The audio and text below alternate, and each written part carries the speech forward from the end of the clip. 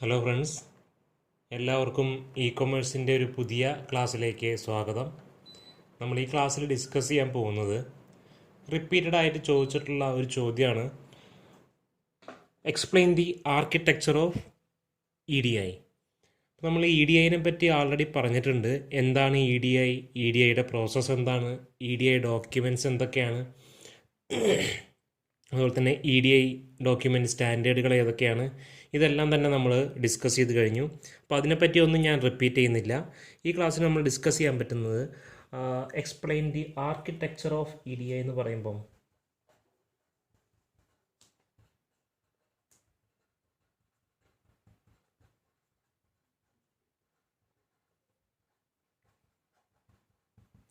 EDIക്ക് ഒരു 4 layer architecture ഉണ്ട്.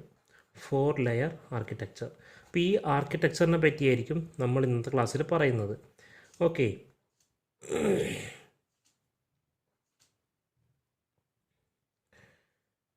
ഇതിലെ ഫസ്റ്റ് ലെയർ എന്ന് പറയുന്നത് സെമാൻറ്റിക് ലെയർ അല്ലെങ്കിൽ ആപ്ലിക്കേഷൻ ലെയർ എന്ന് പറയും. Application layer.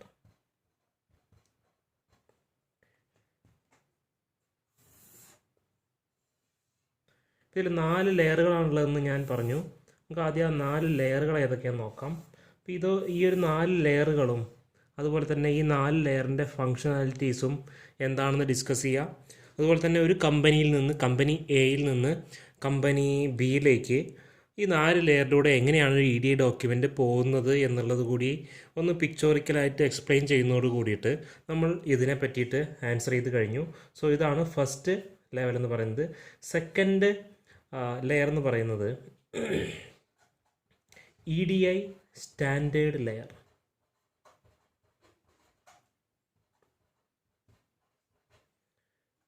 തേർഡ് വരുന്നതാണ്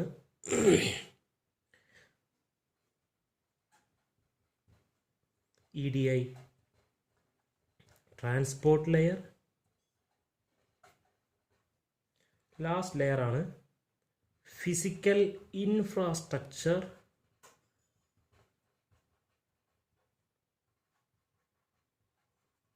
ഇതിന് നമ്മൾ നെറ്റ്വർക്ക് ഫിസിക്കൽ ഇൻഫ്രാസ്ട്രക്ചർ ലെയർ എന്നും പറയും. അതുപോലെ തന്നെ നെറ്റ്വർക്കിംഗ് അല്ലെങ്കിൽ network infrastructure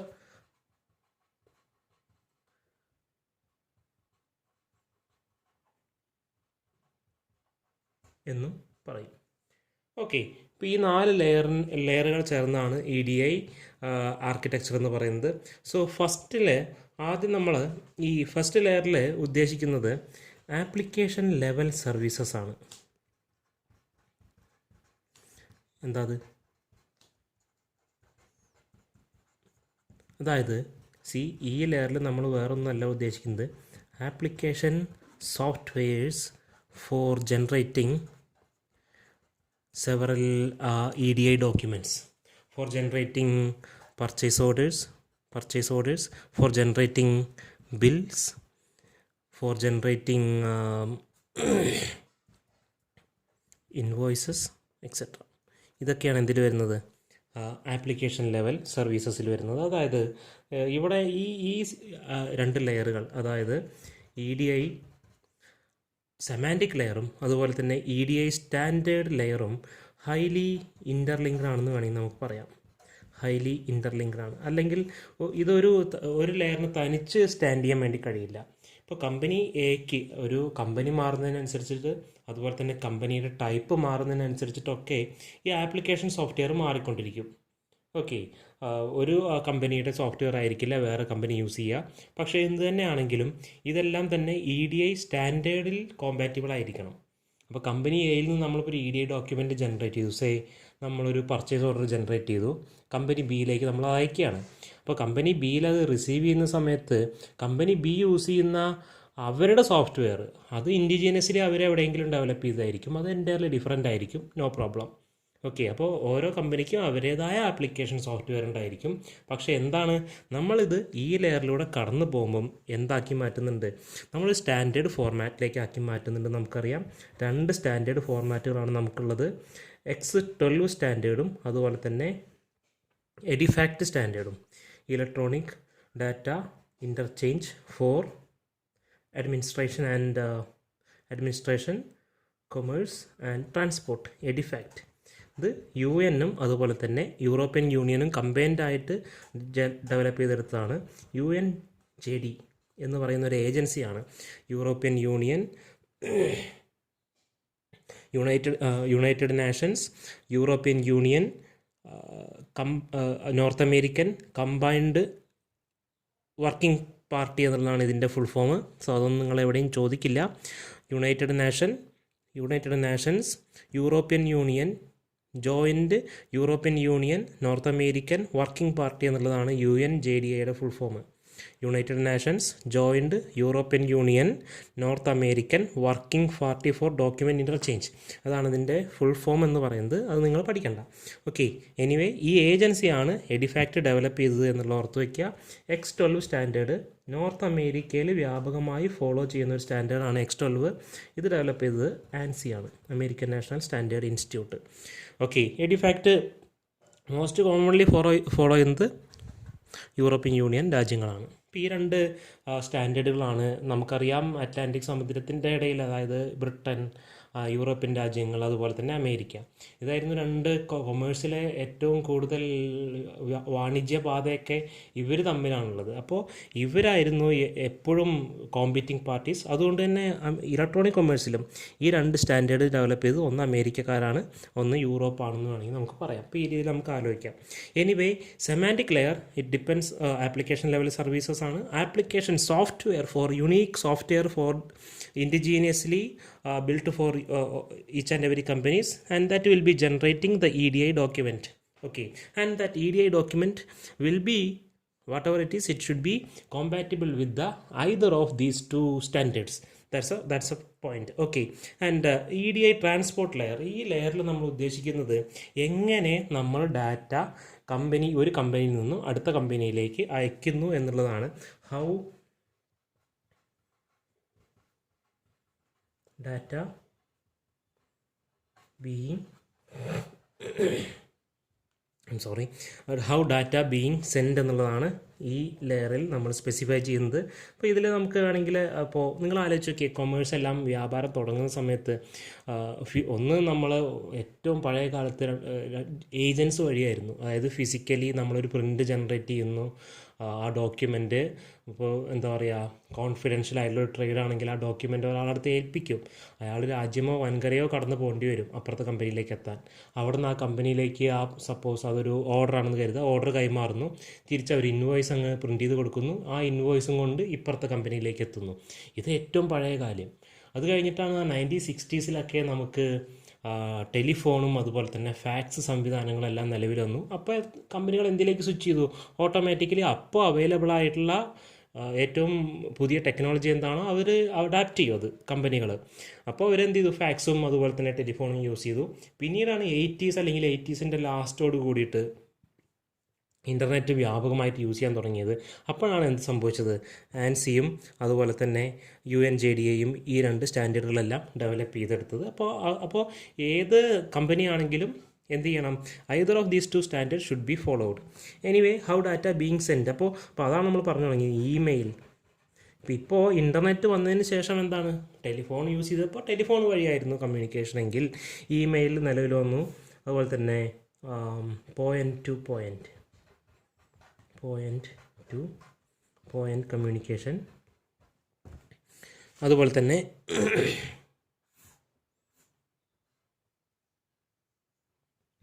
world wide web. ഇപ്പോൾ ഒരു പോയിൻ്റ് ടു പോയിൻ്റ് പറഞ്ഞാൽ നമ്മളിവിടെ ഉദ്ദേശിക്കുന്നത് ഇമെയിലിൽ നമ്മൾ ഫോളോ ചെയ്യുന്ന ചില സ്റ്റാൻഡേർഡുകളുണ്ട്. X435 എന്നുള്ള സ്റ്റാൻഡേർഡ്, അതുപോലെ തന്നെ MIME, ഇതെല്ലാം ചില പ്രോട്ടോകോൾസാണ്. ഇത് ഫോളോ ചെയ്യുന്നുണ്ട്. പോയിൻ്റ് ടു പോയിൻ്റ് പറഞ്ഞാൽ വേറൊന്നുമല്ല, നമ്മൾ ഇപ്പോൾ കമ്പനിയുടെ സെർവറിലേക്ക് ഡയറക്റ്റ് നമ്മൾ അവരുടെ സെർവറിൽ കയറിയിട്ട് ഓർഡർ കൊടുക്കുക, അല്ലെങ്കിൽ അവരുടെ സെർവറിൽ കയറിയിട്ട് നമ്മൾ എന്തെങ്കിലും ഫയൽ ആക്സസ് ചെയ്യുന്നതിനാണ് പോയിൻ്റ് ടു പോയിൻ്റ് എന്ന്. ഇപ്പോൾ ഡയറക്റ്റ് ഡാറ്റാ ബേസിൽ കയറിയിട്ട് ആക്സസ് ചെയ്യുന്നതിന് അതിനെ നമ്മൾ യൂസ് ചെയ്യുന്ന പ്രോട്ടോക്കോൾ ഏതൊക്കെയാണ്? നിങ്ങൾ യൂസ് ചെയ്തിട്ടുണ്ട്. FTP ഞാൻ പറഞ്ഞിട്ടുണ്ട്, FTP അതുപോലെ തന്നെ ടെൽനെറ്റ്. അപ്പോൾ നമ്മളെ കമ്പ്യൂട്ടറിൽ ഇരുന്നുകൊണ്ട് അവരുടെ കമ്പ്യൂട്ടറിൻ്റെ IP-യും അവരുടെ അനുവാദവും, അതായത് യൂസർ നെയിം പാസ്വേഡൊക്കെ ഉണ്ടെങ്കിൽ അവരുടെ കമ്പ്യൂട്ടറിൽ കിടക്കുന്ന ഫയൽ, സെർവറിൽ കിടക്കുന്ന ഫയൽ നമുക്ക് എന്ത് ചെയ്യാം, ആക്സസ് ചെയ്യാൻ വേണ്ടി പറ്റും. സോ 2 പ്രോട്ടോക്കോൾ അതിന് വേണ്ടി യൂസ് ചെയ്യുന്നതാണ് FTP-യും ടെൽനെറ്റും. ഇനി www ഉദ്ദേശിക്കുന്നത് വെബ് പോർട്ടലാണ്, അതായത് വെബ്സൈറ്റിൽ ഡയറക്റ്റ്ലി കയറിയിട്ട് നമ്മൾ ഒരു സൈറ്റിൽ കയറിയിട്ട് ഒരു ഫയൽ അപ്ലോഡ് ചെയ്യുന്നു, അല്ലെങ്കിൽ ഒരു പർച്ചേസ് ഓർഡർ കൊടുക്കുന്നു. സോ അതിന് നമ്മൾ യൂസ് ചെയ്യുന്ന പ്രോട്ടോക്കോൾ ഏതാ, സ്വാഭാവികമായിട്ട് ഏതാ, HTTP. So how data being send എന്നുള്ളതാണ് EDIയുടെ ട്രാൻസ്പോർട്ട് ലെയറിൽ സ്പെസിഫൈ ചെയ്യുന്നത്. ഓക്കെ, ഫൈനൽ ലെയറാണ് ഫിസിക്കൽ ഇൻഫ്രാസ്ട്രക്ചർ ലെയർ അല്ലെങ്കിൽ നെറ്റ്വർക്ക് ഇൻഫ്രാസ്ട്രക്ചർ ലെയർ. ഇവിടെ കമ്മ്യൂണിക്കേഷൻ പാത്ത് എന്താണ് എന്നുള്ളതാണ് നമ്മൾ ഇവിടെ സ്പെസിഫൈ ചെയ്യുന്നത്. കമ്മ്യൂണിക്കേഷൻ പാത്ത് അല്ലെങ്കിൽ മീഡിയം അല്ലെങ്കിൽ കമ്മ്യൂണിക്കേഷൻ ഉപയോഗിച്ചിരിക്കുന്ന ടെക്നോളജി, മെത്തഡോളജി, ഇതൊക്കെയാണ് നമ്മൾ ഈ പാർട്ടിൽ ഡിസ്കസ് ചെയ്യുന്നത്. സോ എന്തൊക്കെയായിരിക്കും?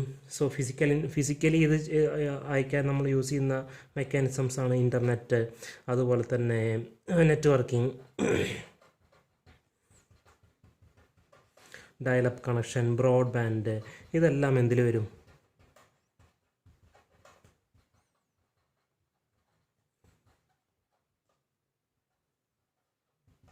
ഇതെല്ലാം എന്തിൽ വരും? ഫിസിക്കൽ ഇൻഫ്രാസ്ട്രക്ചർ ലെയറിൽ വരും.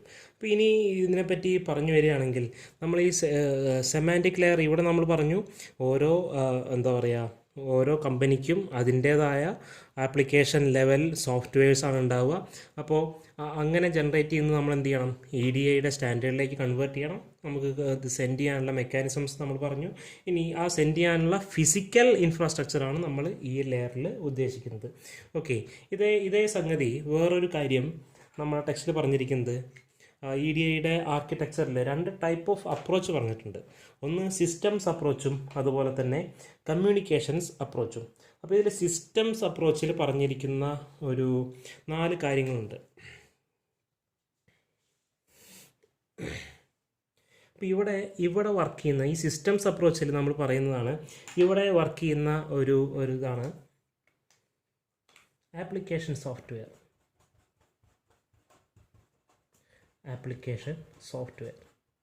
അത് ഏത് ലെയറിലാണ് വർക്ക് ചെയ്യുക? നമ്മളെ ഫസ്റ്റ് ലെയറിലാണ് വർക്ക് ചെയ്യുക. ഇനി EDI സ്റ്റാൻഡേർഡ്സ് ലെയർ, ഇവിടെയാണ് നമ്മൾ എന്ത് സംഭവിക്കുന്നത്? എന്ത് തന്നെ ആയിക്കോട്ടെ ആപ്ലിക്കേഷൻ, മെസ്സേജ് ട്രാൻസ്ലേറ്റർ എന്ന് പറയുന്ന സംഗതി, മെസ്സേജ് ട്രാൻസ്ലേറ്റർ എവിടെയാണുള്ളത്? നമ്മളെ സെക്കൻഡ് ലെയറിലാണുള്ളത്. അല്ലെങ്കിൽ EDI സ്റ്റാൻഡേർഡ്സ് ലെയറിൽ സിസ്റ്റംസ് അപ്രോച്ചിലാണുള്ളത്. സിസ്റ്റംസ് അപ്രോച്ചിൽ നമ്മൾ പറയുന്നതാണ് മെസ്സേജ് ട്രാൻസ്ലേറ്റർ ഏത് ലെയറിലാണ് വർക്ക് ചെയ്യുന്നത് നമ്മൾ സ്പെസിഫൈ ചെയ്യണം. ഏത് ലെയറിലാണ്? നമ്മളെ സെക്കൻഡ് ലെയർ അല്ലെങ്കിൽ EDI സ്റ്റാൻഡേർഡ്സ്. സ്വാഭാവികമായിട്ട് എന്താ, ആപ്ലിക്കേഷൻ സോഫ്റ്റ്വെയർ ജനറേറ്റ് ചെയ്ത സ്പെസിഫിക് അല്ലേ, കമ്പനിക്ക് ഇൻഡിജീനിയസ് ആയിട്ടുള്ള അത്തരത്തിലുള്ള EDI ഡോക്യുമെൻറ്റ്സിന് നമ്മൾ എന്ത് ചെയ്യുന്നു? മെസ്സേജ് ട്രാൻസ്ലേറ്റർ ഉപയോഗിച്ചിട്ട് ഒരു നമ്മളുടെ അഗ്രീഡ് ഫോർമാറ്റിലേക്ക് കൺവേർട്ട് ചെയ്യുന്നു. That is the duty of message translator. അടുത്ത ലെയറാണ് അല്ലേ നമ്മളുടെ ട്രാൻസ്പോർട്ട് ലെയർ. ഇവിടെയാണ് എന്ത് വർക്ക് ചെയ്യുന്നത്?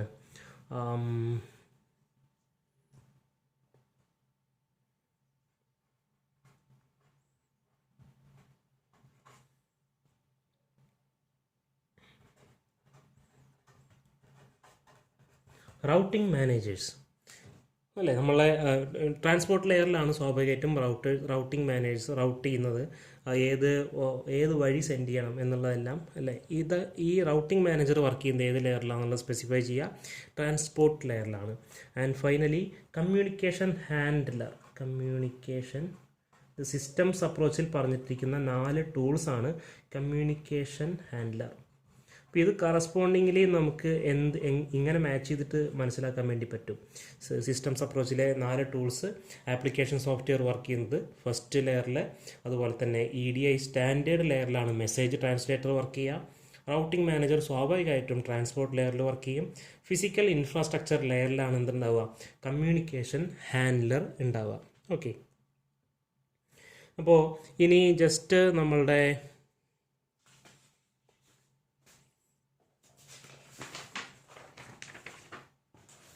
ചില ഫാക്റ്റുകൾ കൂടി നമ്മൾ ഫസ്റ്റ് 2 ലെയേഴ്സ് ഉണ്ടല്ലോ, അതായത് ലെയർ 1 ഏതാണ്? ലെയർ 1 ആണ് നമ്മളുടെ ആപ്ലിക്കേഷൻ ലെയർ. അപ്പോൾ ആപ്ലിക്കേഷൻ ലെയറിനെ പറ്റിയിട്ടൊരു 2 വാക്കുകൂടി നമുക്ക് ഇതിൽ ഡിസ്ക്രൈബ് ചെയ്യാനുണ്ട്. അതുകൂടി ആവുന്നൂടിയിട്ട് കംപ്ലീറ്റ് ആവുന്നുള്ളൂ. ഒന്ന്, it defines business applications used in EDI. അപ്പോൾ ഇതിന് നമ്മൾ എക്സാമ്പിൾ എഴുതുക. എന്തൊക്കെയാണ്? Application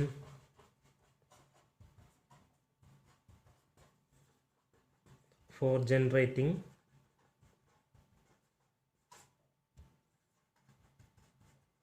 bills, invoices, purchase orders, etcetera. Okay. Second point, ഈ ലെയറിനെ പറ്റിയിട്ട് നമ്മൾ പറയുമ്പം ദിസ് ലെയർ ഈസ് യുണീക്ക് അല്ലേ? ഓരോ കമ്പനിക്ക് this layer is unique for every companies. ഓരോ കമ്പനീസിനും ഈ ലെയർ യുണീക്ക് ആയിരിക്കും. അതായത് കമ്പനി എയുടെ ആപ്ലിക്കേഷൻ സോഫ്റ്റ്വെയർ ആയിരിക്കില്ല കമ്പനി ബി യൂസ് ചെയ്യുന്നത്. So the uses different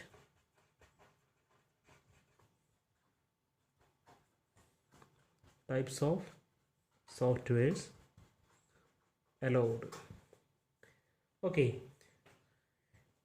Third point is what is mean by semantics. Semantics എന്ന് പറഞ്ഞാൽ ഇവിടെ എന്താ ഉദ്ദേശിക്കുന്നതെന്ന് വെച്ച് കഴിഞ്ഞാൽ business application that drives EDI.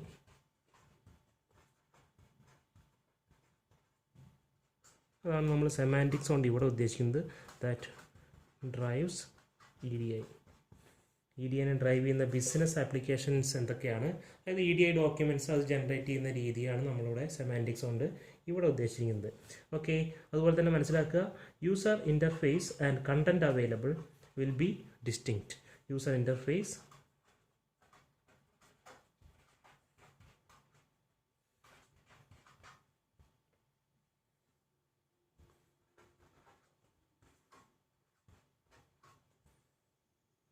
customized,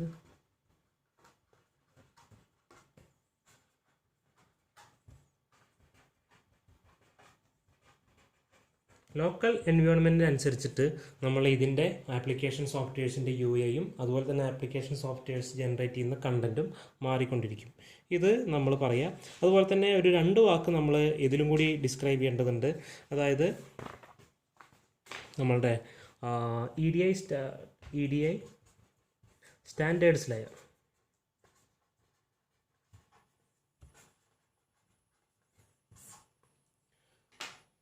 അപ്പോൾ നമുക്കറിയാം ഈ ലെയറിലാണ് എന്ത് രണ്ട് എക്സ്റ്റോളും എഡിഫാക്റ്റും ഉള്ളത്. അത് നമുക്കറിയാം.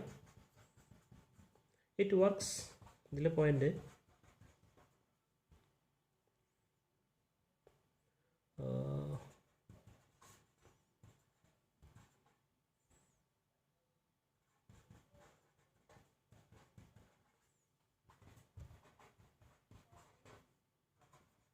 അതായത് ഞാൻ പറഞ്ഞു ആപ്ലിക്കേഷൻ ലെയറിന് തന്നെ നിലനിൽപ്പില്ല. അതുപോലെ തന്നെ EDI സ്റ്റാൻഡേർഡ്സ് ലെയറും വളരെയധികം ഇൻ്റർലിങ്ക്ഡ് ആണെന്ന് പറഞ്ഞു. They are highly interlinked.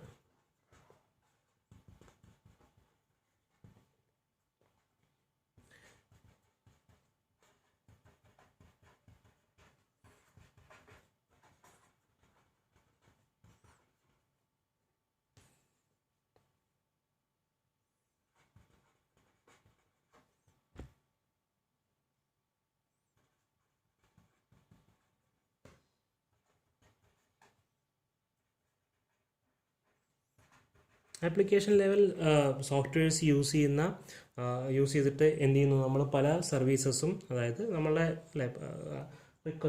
Request അതുപോലെ തന്നെ ഓർഡേഴ്സ്, ഷിപ്പിംഗ് റിക്വസ്റ്റ്, ഇതെല്ലാം ഇതാണ് നമ്മൾ സർവീസസ് കൊണ്ട് ഇവിടെ ഉദ്ദേശിക്കുന്നത്.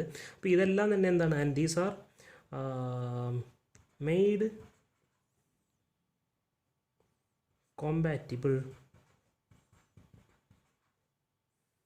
In layer 2.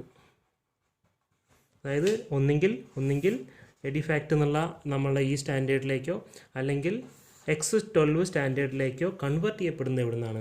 നമ്മളെ സെക്കൻഡ് ലെയറിൽ നിന്നാണ്. അപ്പോൾ ഇത്രയും കാര്യങ്ങൾ നിങ്ങളെ ഡിസ്ക്രൈബ് ചെയ്യുക. ട്രാൻസ്പോർട്ട് ലെയറിൽ സ്വാഭാവികമായിട്ട് എന്താണ്, റൗട്ടേഴ്സ് ഉണ്ടായിരിക്കും. അതുപോലെ തന്നെ എങ്ങനെ ഡാറ്റ അയക്കണം എന്നുള്ളതാണ് നമ്മൾ എന്തിൽ പറയുന്നത്, ട്രാൻസ്പോർട്ട് ലെയറിൽ പറയുന്നത്. അതുപോലെ തന്നെ ഫൈനൽ ലെയറിൽ നമ്മൾ ഉദ്ദേശിക്കുന്നത് ഇപ്പോൾ എന്ത് കേബിളാണ് നമ്മൾ ഉദ്ദേശിക്കുന്നത്. ഇപ്പോൾ coaxial cable, unused portion of T V spectrum എന്നൊക്കെ നമ്മൾ പഠിച്ചിട്ടില്ലേ. അപ്പോൾ എന്ത് ഫിസിക്കൽ ഒബ്ജക്റ്റ് യൂസ് ചെയ്തിട്ടാണ് നമ്മൾ സെൻഡ് ചെയ്യുന്നത്, അതിന് വേണ്ടിയുള്ള ഇൻഫ്രയെ പറ്റിയിട്ട് എക്സ്പ്ലെയിൻ ചെയ്യുന്നതാണ് എന്ത്, ലോവർ ലെയർ ആയിട്ടുള്ള നമ്മളുടെ ഫോർത്ത് ലെയർ, അതായത് ഈ ഫിസിക്കൽ ഇൻഫ്രാസ്ട്രക്ചർ ലെയർ എന്ന് പറയുന്നത്. ഇനി നമ്മൾ ചെറിയൊരു കാര്യം കൂടി ഇവിടെ ഉൾപ്പെടുത്തേണ്ടത്, ഫൈനലി അല്ലേ, നമ്മളുടെ ഓർഗനൈസേഷൻ കാണാമോ, നമ്മൾ ഓർഗനൈസേഷൻസ്, കമ്പനി എ. ഇവിടെ നിങ്ങളുടെ യുക്തിക്ക് അനുസരിച്ചിട്ട് നിങ്ങൾക്ക് എക്സ്പ്ലെയിൻ ചെയ്യാം. ഇവിടെ കമ്പനി എ ലെയർ 1 അല്ലേ, ലെവൽ 1, അതായത് ആപ്ലിക്കേഷൻ ലെയർ ലെവൽ 1ലേക്ക്, അതായത് സപ്പോസ് ഒരു ബില്ല് ജനറേറ്റ് ചെയ്തു. ഇനി ഇത് ലെയർ 2 പോകുമ്പോൾ എന്ത് സംഭവിക്കും, ലെയർ 2 എന്ത് സംഭവിക്കും, ഇത് ഇപ്പോൾ 810 850 എന്നൊക്കെ പറഞ്ഞിട്ട് ഇപ്പോൾ ഇതെല്ലാം ഒരു 100-ലധികം ഫോർമാറ്റുകൾ ഓരോ എഡിഫാക്റ്റിലും അതുപോലെ തന്നെ X12 ഇങ്ങനെയുള്ള ഓരോ ഫോർമാറ്റ് ഉണ്ടെന്നാണ് പറയുക. അപ്പോൾ നമ്മൾ ബില്ലിംഗ് എന്ന് പറയുമ്പോൾ ചിലപ്പോൾ ഒരു പർട്ടിക്കുലർ ഫോർമാറ്റ് ഉണ്ടായിരിക്കും. ആ ഫോർമാറ്റിൻ്റെ നമ്പറാണ് ഞാൻ ഇവിടെ എഴുതിയിട്ടുള്ളത് കേട്ടോ, ഫോർ എക്സാമ്പിൾ എഴുതിയിട്ടുള്ളതാണ്. അപ്പോൾ ഇങ്ങനെയുള്ള ഓരോ നമ്പറിലേക്കും നമ്പർ യൂസ് ചെയ്തിട്ടാണ് നമ്മൾ കൺവേർട്ട് ചെയ്യുന്നത്. 810 അല്ലെങ്കിൽ 850 കൺവേർട്ട് ചെയ്യുമ്പോൾ ചിലപ്പോൾ ഒരു പർട്ടിക്കുലർ ഒരു ഫോർമാറ്റിലേക്ക് വരും. അപ്പോൾ അത് കഴിഞ്ഞാലാണ് നമ്മൾ എന്ത് ചെയ്യുന്നത്, L3. ഇവിടെ എന്താണത്, നമ്മൾ ഇമെയിൽ വഴി അയക്കുകയാണ്. ഓക്കെ, ഇമെയിൽ വഴി അയക്കുന്നു.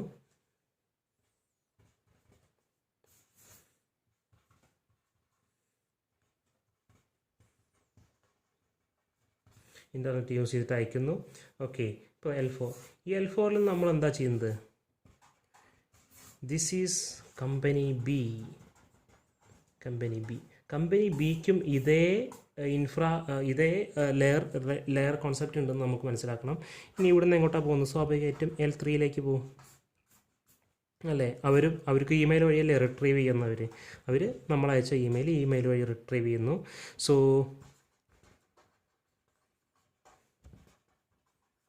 അല്ലേ, ഒരു സ്പെസിഫിക് ഫോർമാറ്റാണ് അവർക്ക് എത്തിയിട്ടുള്ളത്. ആ ഫോർമാറ്റ് കാണുമ്പോൾ അവർക്ക് മനസ്സിലാവും അവർക്ക് കിട്ടിയിട്ടുള്ളത് ബിൽ ഓഫ് കമ്പനി എ ആണ്. സോ അത് അവർ പ്രോസസ്സ് ചെയ്യും. ഇതേ രീതിയിൽ അവർ തിരിച്ച് ബില്ല് അവർ കിട്ടുന്നതോടുകൂടിയിട്ട് അവരെന്ത് ചെയ്യുന്നു, അവരൊരു എന്താ പറയുക, ഒരു എസ്റ്റിമേറ്റ് തിരിച്ചു കൊടുക്കുകയോ അല്ലെങ്കിൽ കൺഫർമേഷൻ ഓർഡർ തിരിച്ചു കൊടുക്കുകയോ ചെയ്യുന്നു. അത് ഇതേ രീതിയിൽ തിരിച്ച് ഇങ്ങോട്ടെത്തുന്നു. So this is the process. Okay, ഇവിടെയാണ് നമ്മൾ കുറച്ച് മുമ്പ് പറഞ്ഞിരുന്നല്ലോ, എന്താ L1 ഇവിടെയാണ് എന്ത് വർക്ക് ചെയ്യുന്നത്, ആപ്ലിക്കേഷൻ സോഫ്റ്റ്വെയർ.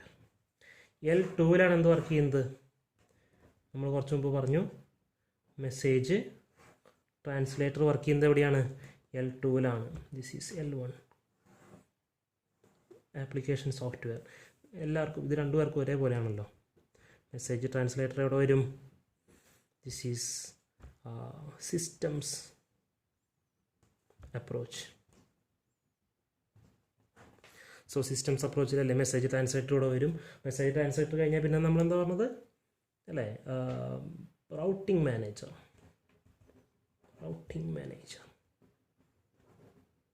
സ്വാഭാവികമായിട്ട് വരുന്നത് ഏതിലാണ്, L3ലാണ് വരുന്നത്. ഓക്കെ, ഇവിടെയാണ് നമ്മളെന്താ പറഞ്ഞത്, communication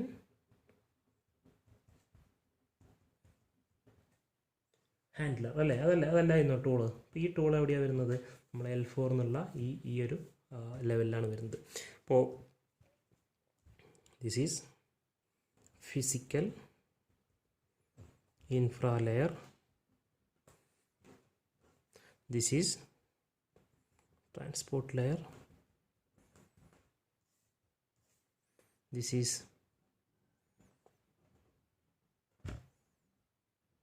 standard layer, and this one is the application layer. അപ്പോൾ ഈ രീതിയിലൂടെ നിങ്ങൾ കുറച്ചുകൂടി ഇലാബറേറ്റഡ് ആയിട്ട് എക്സ്പ്ലെയിൻ ചെയ്യുക application layer of company A. So ഇവിടെ നിൽക്കുന്ന ഇത്രയും കാര്യങ്ങളാണ് നിങ്ങൾ എക്സ്പ്ലെയിൻ ചെയ്യേണ്ടത്.